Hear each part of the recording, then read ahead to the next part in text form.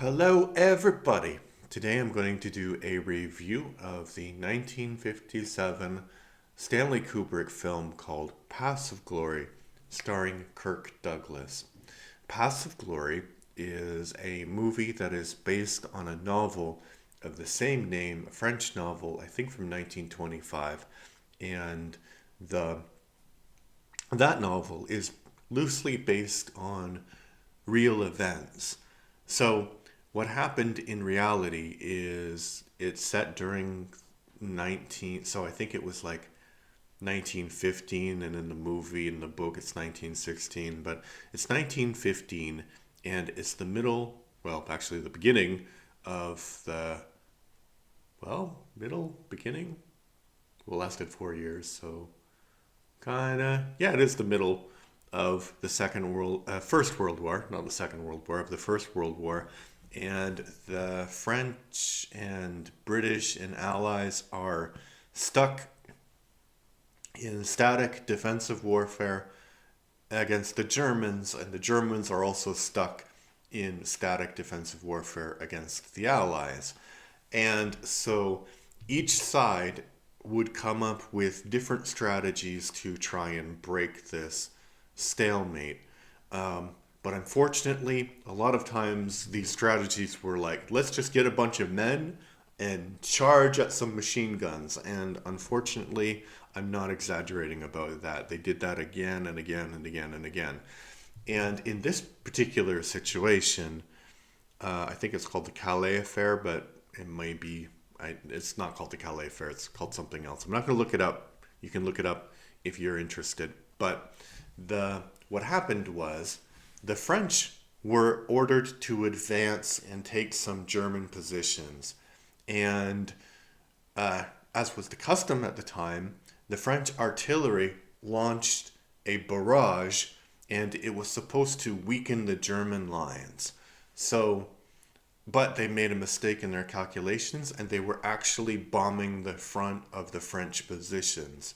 So when the French went to advance, the French soldiers went to advance, there were big craters and canyons everywhere, and they had to like climb over that. So basically, they made like a big hill in the middle of no man's land that they had to climb over. And when they got to the German positions, they weren't softened at all because they weren't actually hit by the bombardment. And so you had basically guys with rifles going against machine gun positions. And these would be like, you think it's just some guy with like a machine gun, but these would be like pillboxes, like actual cement, concrete pillboxes with machine guns. So that's what they were up against. And even if it wasn't as fortified as that, still a machine gun can shoot hundreds of times faster than one guy with a rifle can, obviously.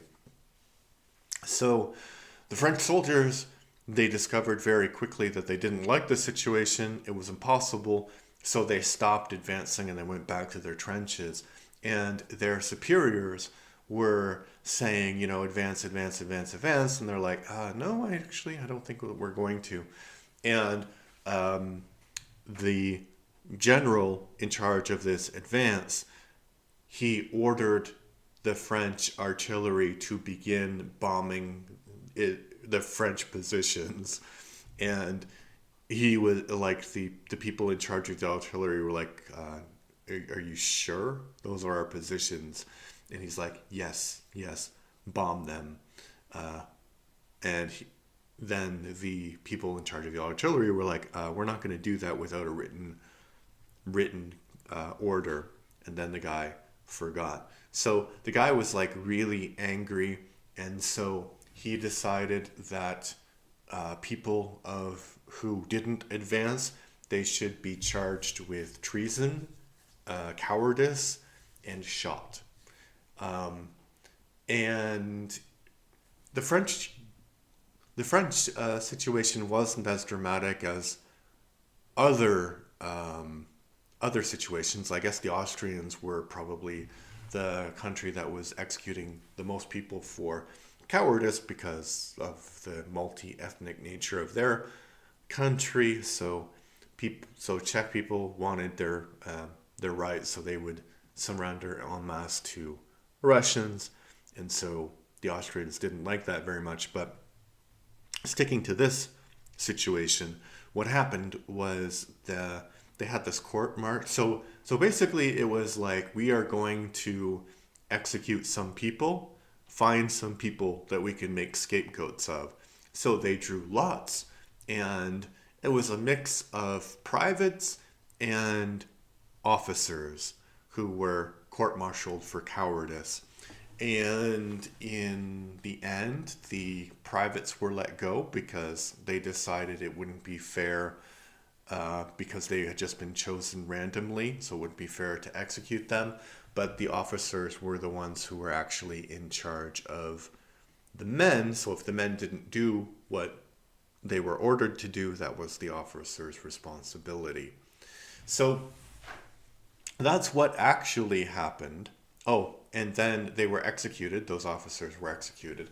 And then their wives were fighting for years after, maybe not years, like a decade after they were executed, to exonerate their names, and eventually they were exonerated officially in France, I think in the 1920s. So as I said, about 10 years after the end of the First World War. So that's what really happened.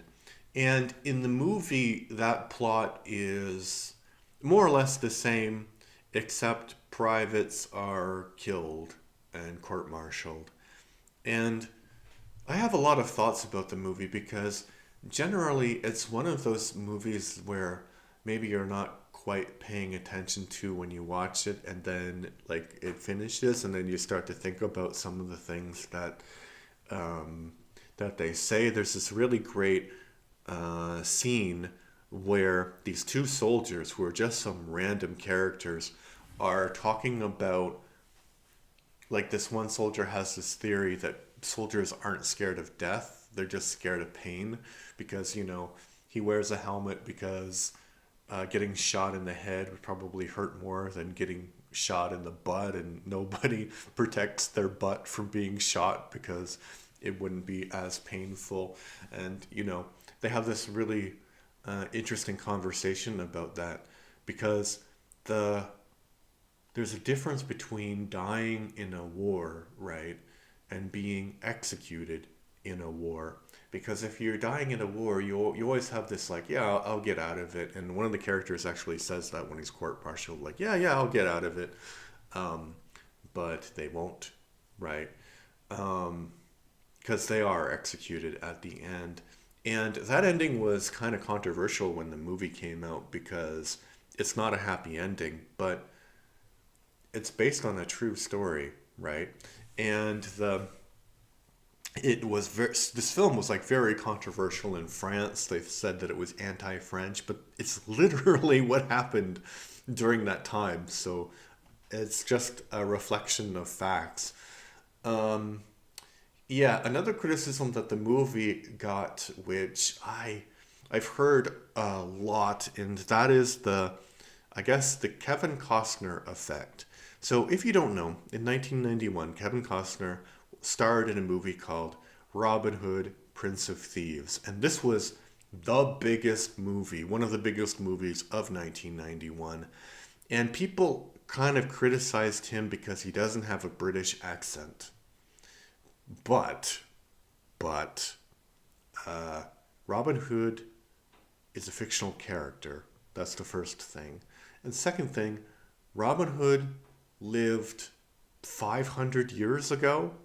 So the English accent back then would have been incomprehensible for people to understand, right?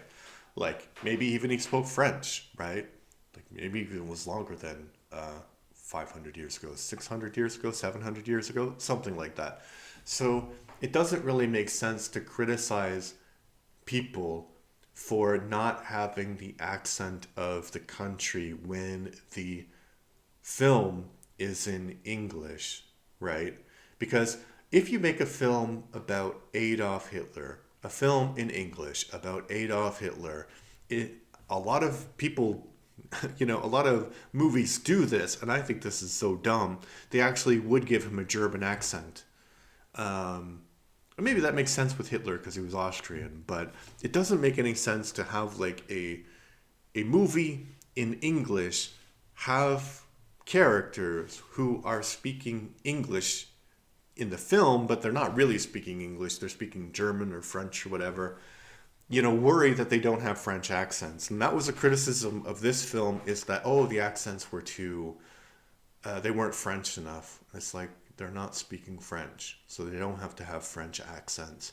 And I think it's great because the characters did have these different accents, right? So France would have people who had different accents at the time, much more so than now because a lot of regional languages have disappeared, but that's a different topic entirely. So I don't really buy that criticism of the movie. I think that that's dumb. But what did I think about the movie? I mean, I've been talking for 11 minutes and I haven't told you what I think about the movie. I would say the movie is ultimately a pantomime of trauma. And what do I mean when I say it's a pantomime of trauma? So, as I mentioned in the beginning, people were living in these trenches for months, right? And this is before they had this rotation system set up where people would be like there for like a couple of weeks and then rest, a couple of weeks and then rest. These were people who had been there for months, right? And they look immaculate. The trenches look immaculate. There's no mud out of place. There's no mud on people's faces. There's no crazy beards or crazy eyes. Even the person who has shell shock doesn't look that crazy. And I was thinking about this because I think some aspects of Kubrick, so Kubrick famously was a perfectionist. Like he had this idea of like every single shot that he wanted to take. So I think it doesn't make sense to have a perfectionist make a movie about the First World War because that war was the epitome of imperfection, right? There was dirt everywhere. It was dirty. I think a lot of movies now, like the trend now is to make gritty movies. Like any historical movie is gritty, and it doesn't make sense with a lot of things. Like the medieval ages actually were quite colorful, so it doesn't make sense that everybody would be wearing brown, right? But in the First World War, during this time, people were wearing camouflage. You can't, it's black and white, but like even in black and white, you can tell that all of the uniforms are perfect. Everyone's clean. There's no dirt beneath the fingernails. So I think that's one of the main problems of the movie. And I think that there's other problems with the movie as well. One of them would be I think that this is a good thing. As I said, officers were executed in the real situation, but in this they're privates, and you can see this chain of so basically what happens in the movie is this one general suggests an attack, and he says to another general that he would be promoted if he captures this objective, and then that general goes to like a captain or something and says, oh, make it happen, and that captain goes to like the lowest rank above being a private, and then they have some confrontation. So it's actually a really good character study of the relationship between all of those people and how the decisions at the top can be really tragic for the men at the bottom. But I think one thing, there's a couple of things that make the movie maybe not a failure, but not as good as it could have been. And I think one is we don't spend any time with the men who are actually executed in the beginning of the movie. So they're just, and I think it's a stylistic choice. Like we don't know anything about them. and then they're sentenced to be executed, and then we get some development of their character, and we know who they are, and they have some personality. So it would be good if we had a little bit more foreshadowing about, like, there's one guy who has like an entire plot before the court martial, but the other two are just kind of thrown in there. So that doesn't really work. I think one thing that people might criticize is the way that they react when they're being led to their execution. I wouldn't criticize that at all, because I think people react in very unpredictable ways in situations like that. Some people would be laughing, some people would be crying, some people would be hysterical, some people would be passive. It just depends on whatever day they're having and how they feel about what's about to happen to them. So, yeah,